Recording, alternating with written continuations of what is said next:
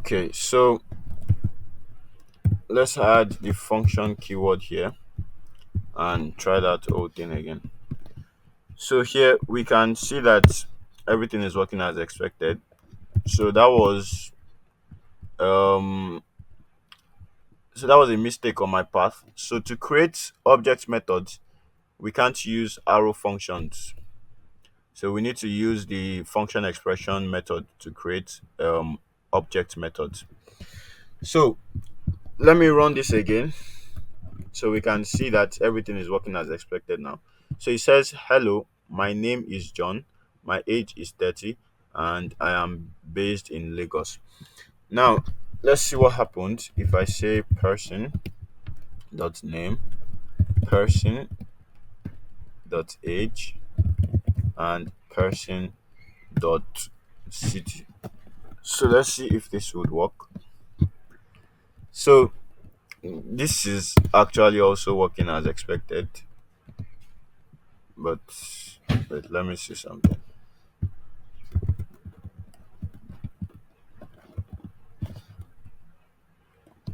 Okay. If I say person dot name here,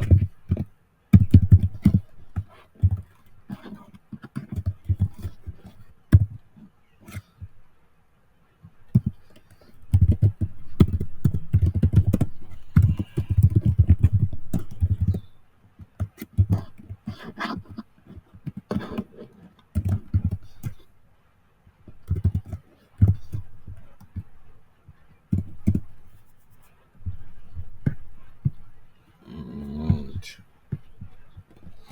let's say I call person dot greet. Okay, so this is also working as expected, which is surprising. So sorry, Emmanuel, are you still here? Yeah, I'm here. I'm here. I'm seeing everything you're doing. Okay, okay.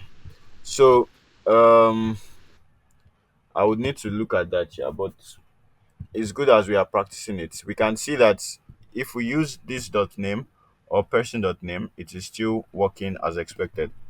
So yeah, you can use any of them, just like we've done here. Okay, okay. Thank you.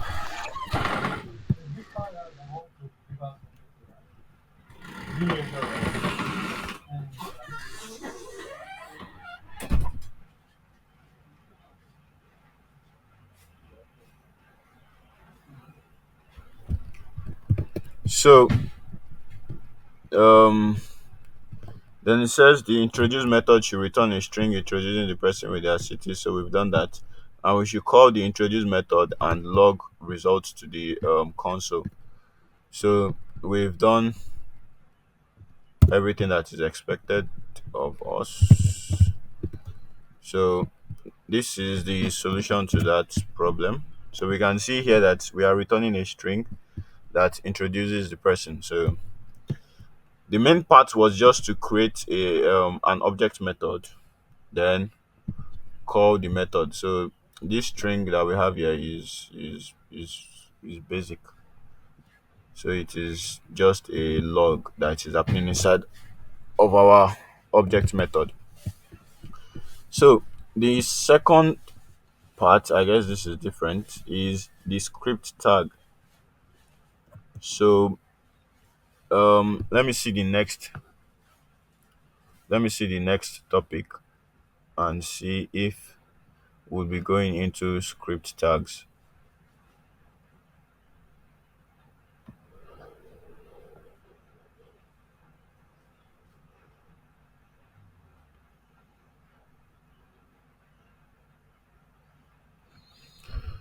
Okay, so the next concept actually are script tags. So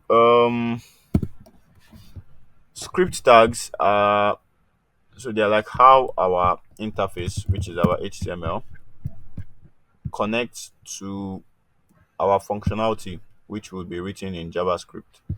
So for that, I would need an HTML document So I would say index.html. Then I can add the boilerplate and say title script tag. Then I can just have a, let's say, a paragraph here that says welcome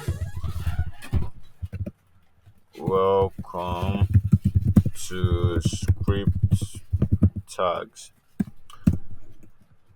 Now, the script tag we are talking about here, it is a way for our HTML to relate to our JavaScript.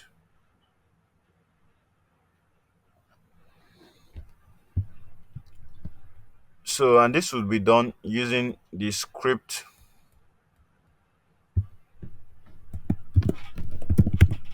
tag. So we would say script. Then we would add the source. In this case, that would be index.js.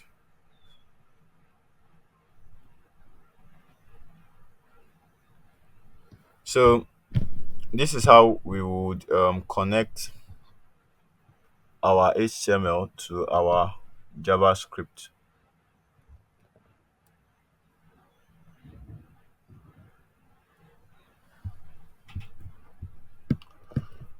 Um, so let me start my index.html file. So we can see here, welcome to script tags. And if I go to the inspect section, let me let me just log something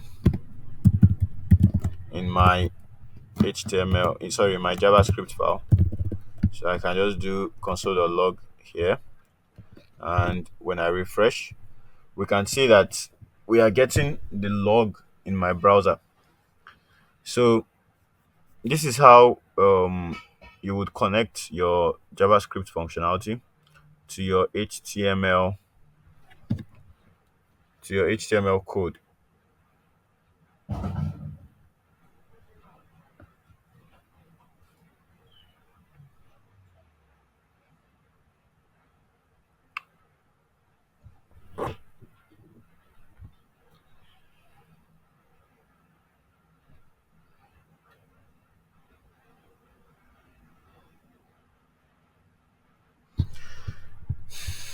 So now that we've done that, the other thing we can do using this HTML and JavaScript combination is to modify or access elements in our HTML document, and we could also modify elements in our HTML document. We could modify attributes, and we can create or remove elements. Then we would have event handling as well. So let's try to access this let's try to call this p tag from my index file. So I can create a variable that would hold that particular p tag and say document dot query selector, and I would pass in my p tag. So if I do a console.log p, so remember this p is my JavaScript variable. So let me change it to para. So this p is a variable in JavaScript that holds whatever this returns, and this is going to return the p element I have in my document, so which is my index.html document. So I'll go back to my browser and refresh, and you can see here that my index.js on line 3, we are returning the p tag, which is welcome to script tags. So just like we can see on line 3 here, we are getting the tag using the query selector method from my document. So similar to that, we can also access the content, or before we move on to accessing the content, We can access this paragraph. Let's say we have multiple paragraphs. So let's say I have created three more paragraphs here, or two more paragraphs rather. So if I run my program, it is only going to return one of them. But what happens if I want to if I want to get the last one? So what I can do is simply add a class, then say last para, or I think the convention is last dash para. So um yeah, so I can access elements using their class as well. So if I go back,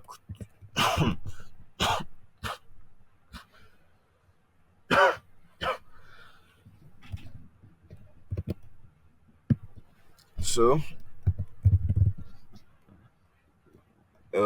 let's say document dot get get element by class name. So now if I refresh this, we can see that it returned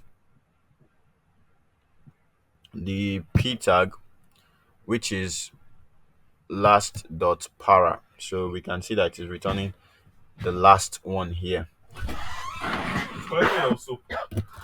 So if I decide to, let's say I want to access the content of this paragraph, for example, so what I can do is call the para dot um so I can say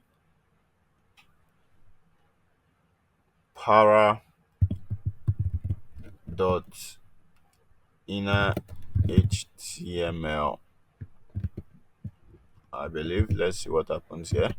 Okay, that is returning undefined. So let me see if I change this back to p, and now I say para dot inner html. So um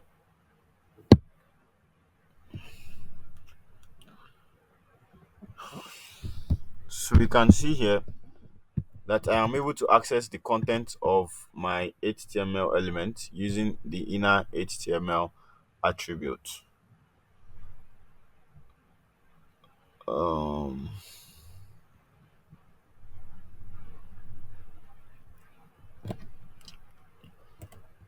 so we have a couple of other attributes here.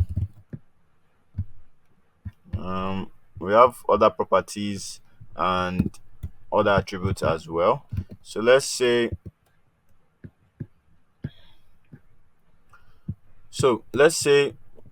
we have my p tag here, and it has an ID of para1. So I can also access this using this ID. So I would go to my JavaScript and say document dot get. So I'll just get the element by the ID, and I would pass in my ID here. Then if I refresh my browser, we can see this here. Now if I say para dot inner html, it is going to return whatever I have inside of that paragraph, which is welcome to script tags 1. So the reason why, if we use get element by class name, and I pass in my class name here, which would be last para. So the reason why I'm not able to get the inner HTML, it returns undefined. So, and that is because if I log my para when I get it by class name, we can see here that it returns a collection. So it returns an array. And that is because we can have multiple elements. Multiple elements can have the same class. So that is why I cannot do para.innerHTML, because if I have multiple elements, it would not know the one to get the inner context from, so the inner HTML from, and that is why we can't get that property when I say get element by class name, because I can have multiple classes, so I can have multiple elements that have the same class.